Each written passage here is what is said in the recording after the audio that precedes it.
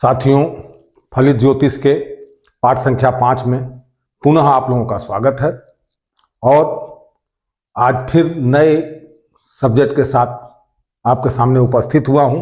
नक्षत्रों का अंशात्मक विस्तार को आज कंक्लूड करेंगे, साथ में उसको वो करेंगे। उसके बाद करने के बाद मूल नक्षत्रों को, मूल के नक्षत्र जो हैं, मूल कैसे होता है, किसे होता है, इन सब की जानकारी के साथ आज इस नक्षत्रों के अध्याय को आज समाप्त करेंगे। अगले अध्याय में हम आप लोगों को जो है राशियों की तरफ ले चलेंगे। तो आज इसको एक बार फिर से पुनः जो है आप लोग जो है थोड़ा ध्यान दें। तो जो आज तक आप लोगों ने 3, 4 और 2 पाठ में जो पढ़ा है आपने, उसी को पुनः जो है एक बार रिपीट कर लेते हैं। देख लीजिए, नक्षत्रों का अंशात्मक हिसाब, मूल नक्षत्रों को हमने लिख दिया है कि इसको आप लोग नोट भी कर लेंगे, इसलिए मैंने लिख दिया है। सब इसको नोट करते चलेंगे। एक नई चीज इसमें बताएंगे कि हर नक्षत्रों के कोई न कोई स्वामी होते हैं। तो नक्षत्रों के जो स्वामी होते हैं, तो स्वामी का प्रभाव क्या पड़ता है जन्म कुंडली में, जातक की कुंडली में प्रभाव ये पड़ता है कि जब बच्चे का जन्म होता है तो जो जिस नक्षत्र में उसका जन्म होता है, उसी नक्षत्र के अनुसार उसके स्वामी जो है, स्वामी के गुण दोषों को जो है वो बालक, वो जातक ग्रहण करता है और ग्रहण करके वो अपने जीवन का निर्वाह करता है। और उसको ज्योतिष में हम उसी से उसके आचार विचार व्यवहार को समझते हैं और जानते हैं। अब हमने ये आपको 2700 नक्षत्र का ये बताया था कि कुल नक्षत्र कितने हैं, 27 नक्षत्र हैं। 2700 नक्षत्र का ज्ञान दिया था। अश्विनी भरणी की ये आप संख्या से भी नोट कर ले। 1 अश्विनी, 2 भरणी, 3 कृत्तिका, 4 रोहिणी, 5 मृगशिरा, 6 आद्रा, 7 पुनर्वसु, 8 पुष, 9 अश्लेषा, 10वां मघा, 11 पूर्व फागनी, 12 उत्तर फागनी, 13 हस्त, 14 चित्रा, 15 स्वाति, 16 विशाखा, 17 अनुराधा, 18 ज्येष्ठा, 19वां मूल और 20 पूर्व आषाढ़ा, 21 उत्तर आषाढ़ा, 22 श्रवण, 23 घनिष्ठा, 24 सप्तभिषा, 25 पूर्व भाद्रपद, 26 उत्तर भाद्रपद, 27 रेवती। ये 27 नक्षत्र हैं। 2700 नक्षत्र के बारे में आप लोगों से पहले चर्चा हो चुकी है और आप लोगों को मैंने 2700 नक्षत्र को बताया। अब सवाल ये उठता है कि नक्षत्रों के अंशात्मक विस्तार मूल नक्षत्रों सहित, तो इनको देख लीजिए, इनके सबके स्वामी की बात आती है। तो अश्विन के स्वामी अश्विन कुमार, भरणी के स्वामी जो होते हैं काल, कृत्तिका के स्वामी अग्नि, रोहिणी के स्वामी ब्रह्मा, मृगशिरा के स्वामी चंद्रमा, आद्रा के स्वामी रुद्र, पुनर्वसु के स्वामी आदित्य, आदित्य को सूर्य भी कह सकते हैं आप, पुष्य के स्वामी बृहस्पति, अश्लेषा के स्वामी सर्प, मघा के स्वामी पितर, पूर्व फागुनी के स्वामी भग, उत्तर फागुनी के स्वामी अयरमा, हस्त के स्वामी सूर्य, चित्रा के स्वामी विश्वकर्मा, स्वाति के स्वामी वायु, विशाखा के स्वामी शक्राग्नि, अनुराधा के स्वामी मित्र, ज्येष्ठा के स्वामी इंद्र और मूल के स्वामी राक्षस, पूर्व आषाढ़ा के स्वामी जल, उत्तर आषाढ़ा के स्वामी विश्वदेवा, श्रवण के स्वामी विष्णु, घनिष्ठा के स्वामी वसु और सप्तभिषा के स्वामी वरुण और पूर्व भाद्रपद के अजय कै पाद और उत्तर भाद्रपद के अहिबुद्ध और रेवती के पूषा। तो ये स्वामी हैं, नक्षत्रों के ये स्वामी हैं। अब ये आप जान लीजिएगा, इसी हिसाब से लोगों का जो है, अश्विनी कुमार जो थे संत थे, संतों के तमा अश्विनी नक्षत्र में जन्मा व्यक्ति संत टाइप थोड़ा सा होता है।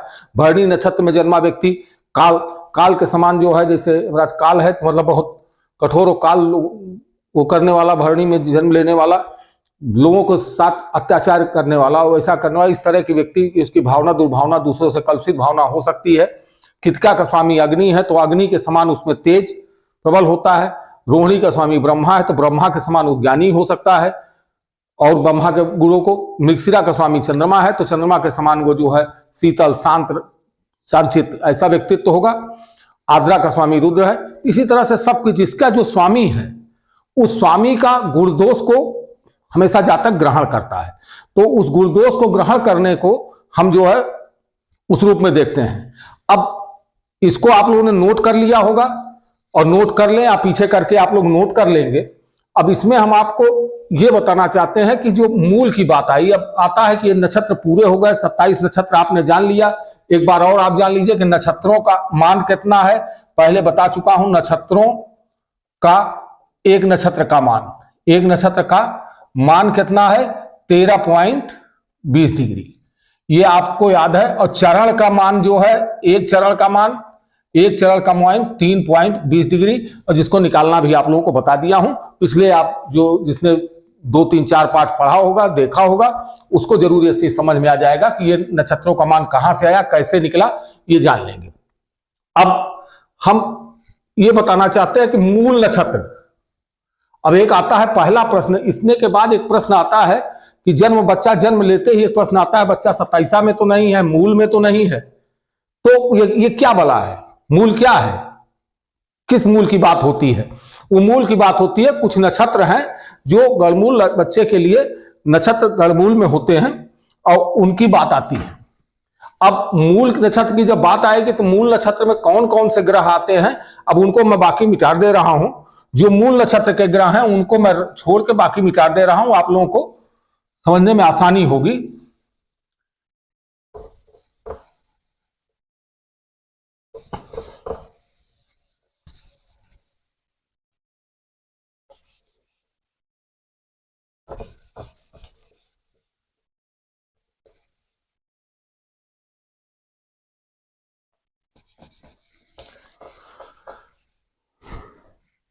अब मूल के नक्षत्र की बात आती है तो मूल के नक्षत्र, यही 6 नक्षत्र जो है मूल के होते हैं, अश्वनी, मघा और मूल, और अश्लेषा, ज्येष्ठा और रेवती, ये 6 नक्षत्र मूल के नक्षत्र हैं।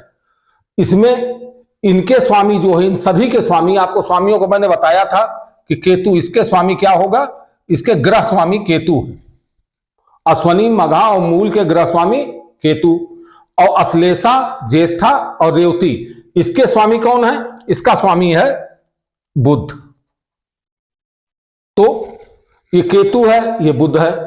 अब इन 6 नक्षत्रों में किसी भी व्यक्ति का जन्म होता है तो जन्म के समय चंद्रमा इन 6 नक्षत्रों में यदि गोचर कर रहा हो, 6 नक्षत्रों में गमन कर रहा है, तो ऐसे समय को हम क्या कहते हैं कि ये मूल नक्षत्र में है। अब मूल नक्षत्र की बात आती है तो अश्वनी, मघा, मूला, अश्लेषा, ज्येष्ठा, रेवती, ये 6 नक्षत्र मूल के नक्षत्र है। मूल नक्षत्र में इसमें सीधे कह दिया जाता है मूल।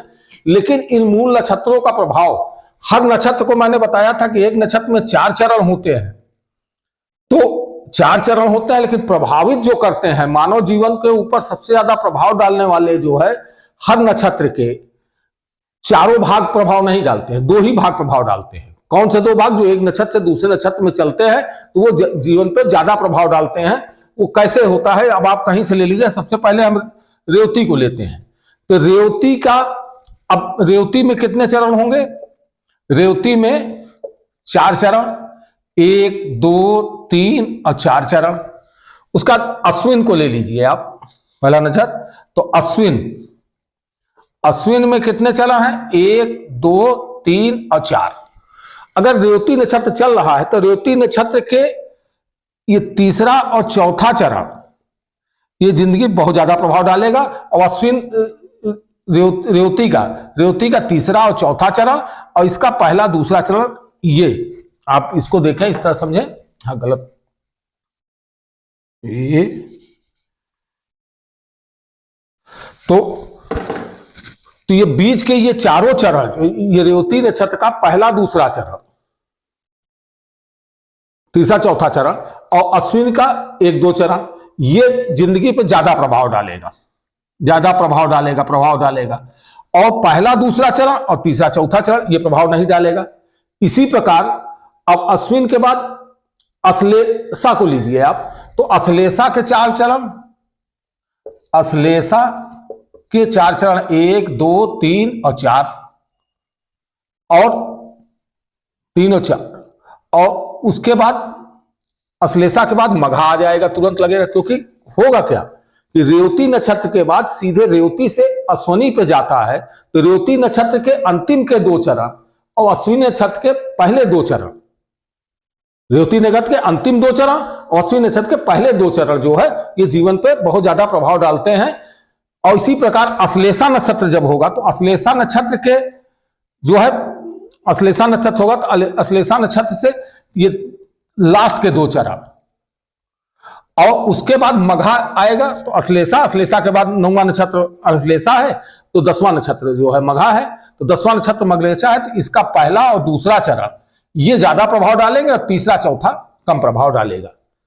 अब इसके बाद आपको ये देखिए कि ये अश्लेषा हो गया और ये मघा हो गया, मघा हो गया। अब मघा के बाद अब आता है आपका ज्येष्ठा। अब ज्येष्ठा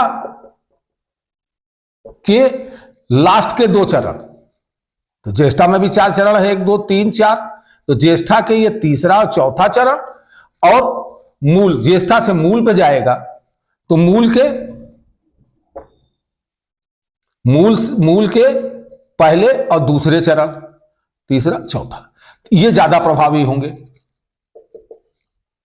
ज्यादा प्रभावी होंगे। तो अब ये बात समझ में आ गई कि नक्षत्र जब एक नक्षत्र से दूसरा नक्षत्र, वो भी मूल का नक्षत्र जब होता है, तभी वो जो ज्यादा प्रभावित होता है। तो चूंकि अश्लेषा से जब अश्विन के बाद तो भरणी आ जाएगा, भरणी के बाद कितका आएगा, तो इधर तो तुरंत मूल का नक्षत्र नहीं आ रहा। लेकिन जैसे रेवती है, तो रेवती के बाद तुरंत जो है, रेवती अंतिम नक्षत्र है 27वां, तो पहला नक्षत्र आएगा अश्विनी, तो इसके लास्ट चलन। दूसरे शब्दों में यह भी याद आप कर सकते हैं कि बुध के नक्षत्र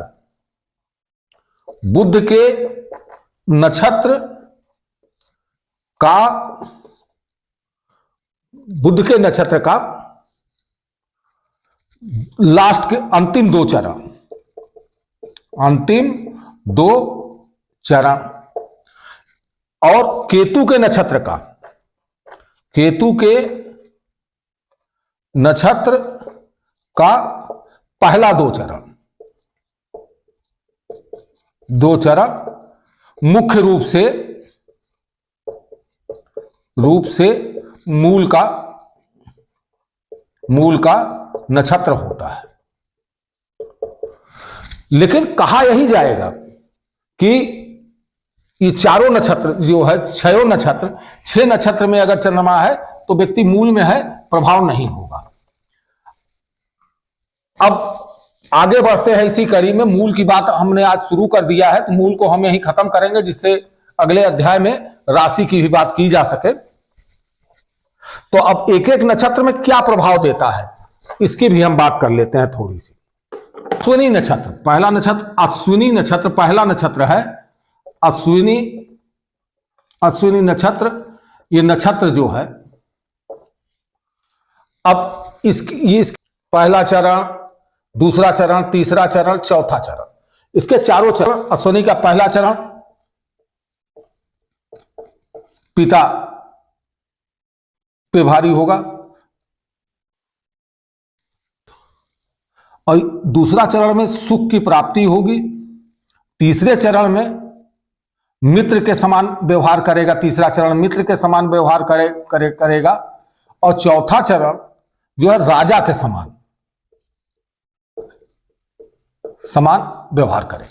अब यहां समझने बात है, अश्विनी के मूल में अगर कोई व्यक्ति है तो पिता का भय होगा, पिता को कष्ट हो, पिता को परेशानी हो, पिता के साथ कोई अनहोनी हो, तो ये पिता का भय रहेगा।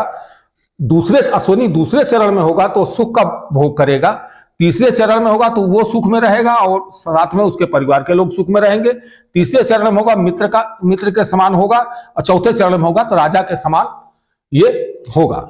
नंबर 2, सूर्य के बाद ये नक्षत्र जो है, हम बात करते हैं 9वें नक्षत्र की। तो ये केतु का, ये नक्षत्र किसका था? केतु का नक्षत्र था। अब नीचे आता है 9वां नक्षत्र, नंबर 9 नक्षत्र, संख्या से भी आप याद रखें 9, अश्लेषा नक्षत्र।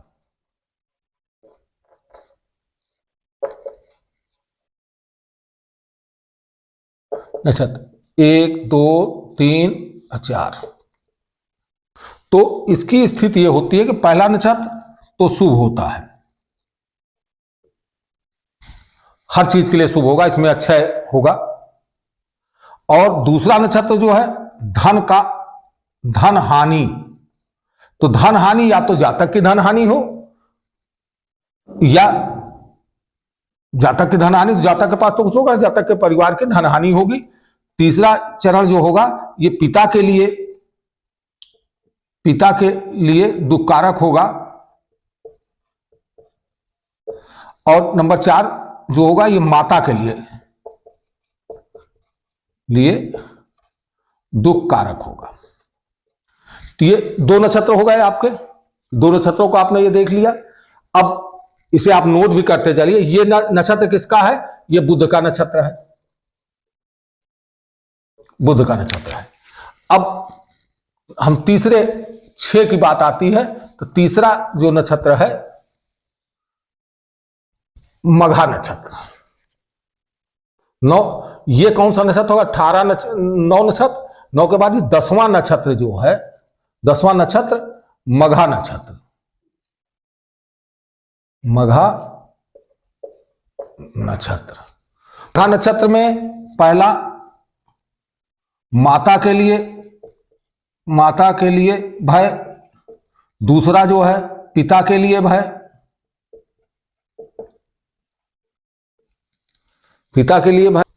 और तीसरा चरण जो होगा सुख की वृद्धि होगी, और चौथा चरण में धन लाभ। ये भी आप नोट कर लीजिए, जान लीजिए कि मघा नक्षत्र में अगर किसी व्यक्ति ने जन्म लिया है तो पहले चरण में अगर उसका जन्म है तो माता को किसी प्रकार का कष्ट या दुख ये देखना पड़ेगा। दूसरे चरण में होगा तो पिता का भय रहेगा, पिता को किसी तरह का दुख देखना पड़ेगा। तीसरे चरण में सुख रहेगा और चौथे चरण में धन का लाभ होगा। संक्षेप में ये, अब इसको आप नोट करते चलें। ये जो नक्षत्र किसका हुआ? ये केतु का नक्षत्र, केतु का नक्षत्र है। केतु इसके ग्रह स्वामी है। अब बुध के केतु नक्षत्र, अब बुध का मघा हो गया।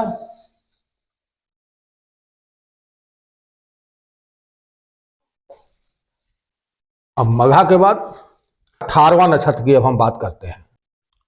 18वां नक्षत्र कौन है? ज्येष्ठा नक्षत्र। तो नक्षत्र किसका है? अब इसमें पहला चरण ये भी अशुभ ही परिणाम देता है पूरा। दूसरा चरण ज्येष्ठा नक्षत्र का ये भी अशुभ ही परिणाम देगा। तीसरा चरण में अगर बच्चा जन्म लेता है तो मामा को कष्ट होगा। यहां आप ध्यान दीजिएगा, मामा को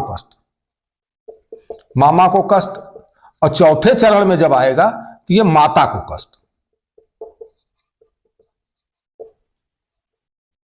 तो ये भी बुध का नक्षत्र है। तो अब आपने 4 नक्षत्र ले लिया।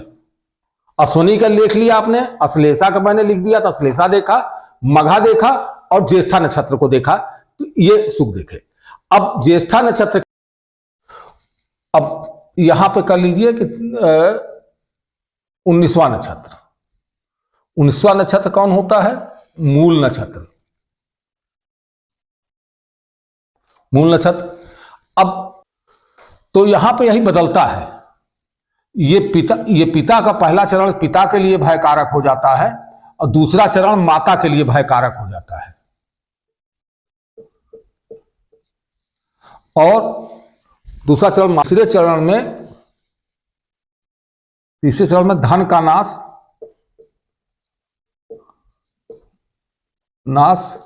और चौथे चरण में सुख की प्राप्ति होगी। तो ये मूल नक्षत्र में जन्मे व्यक्ति के लिए पिता का भय, माता का भय, दूसरे चरण में, तीसरे चरण में धन का नाश, चौथे चरण में ये। तो ये आपने 5 नक्षत्रों को जान लिया। अब छठा नक्षत्र को हम जान लेते हैं। छठा नक्षत्र कौन सा है? छठा नक्षत्र रेवती।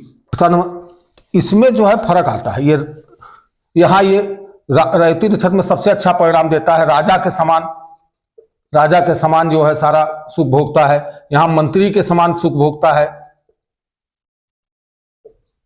मंत्री के समान सुख भोगता है। और यहां पे राजा के समान सुख भोगेगा, मंत्री के समान। यहां धन की वृद्धि होती है और यहां अनेकों प्रकार के दुख। तो अब रेवती नक्षत्र में क्या हो? राजा के समान, मंत्री के समान उसका जीवन यापन हो जाता है, धन की वृद्धि होती है, अनेकों प्रकार के दुख को जो है ये भोगता है। तो ये बुध के नक्षत्र। ये हो गए आपके 4 मूल के, हमने 6 मूल के नक्षत्र बता दिए। 6 मूल के नक्षत्र ये साधारण प्रभाव होते हैं और जिसको आप नोट कर लेंगे पीछे पलट के, तो आपको जो है आसानी से समझ में आ जाएगा कि क्या चीज है। और फिर से एक बार इसको राष्ट्र में राजा के समान, मंत्री के समान, धन की वृद्धि, अनेकों प्रकार के दुख, ये भी बुध का नक्षत्र है। तो ये हो गया मूल नक्षत्र, जो एक साधारण सी बात है। और इसको आप जानकारी कहां से पा सकते हैं कि कुंडली जब भी खोलेंगे तो चंद्रमा जो है, चंद्रमा जिस नक्षत्र में होगा, तो अब ये जानकारी हो गई आपको कि 6 नक्षत्र मूल के हैं। नंबर 1 अश्विनी, अश्विन। नंबर जो है 10वां नक्षत्र मघा, और 19वां नक्षत्र, अरे ये जो है 19वां नक्षत्र मूल का। इसका कौन है? इसका स्वामी जो है, इसका स्वामी केतु, ग्रह स्वामी केतु। और फिर 10वां नक्षत्र, 10वां नक्षत्र अश्लेषा, 18वां नक्षत्र ज्येष्ठा, और 27वां नक्षत्र रेवती। ये 6 नक्षत्र, और इसका स्वामी, ग्रह स्वामी कौन है? बुध है। तो ये 6 नक्षत्र मूल के नक्षत्र हैं। आज यहीं पे हम इसको समाप्त करते हैं। अगले उसमें जो है हम रेवती। अब एक चीज और यहां पे हम लास्ट में लिख देते हैं आप लोगों को कि ब्रह्मांड का, ये भी फिर से आप लोग याद रखिएगा इसको, ब्रह्मांड की माप 360 डिग्री, एक नक्षत्र का मान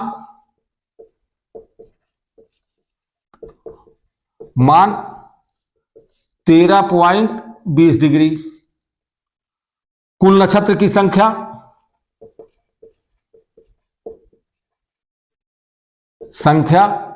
कुल नक्षत्र की संख्या 27 प्लस 1 अभिजीत नक्षत्र, अभिजीत नक्षत्र ये 28वां है, जिस पे चर्चा हम बाद में करेंगे। 28वां नक्षत्र है। चरण की, एक चरण का मान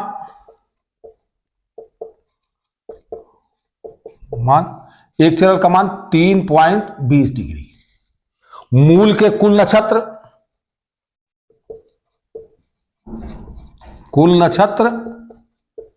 6। तो इस प्रकार आप मूल तक पहुंच गए।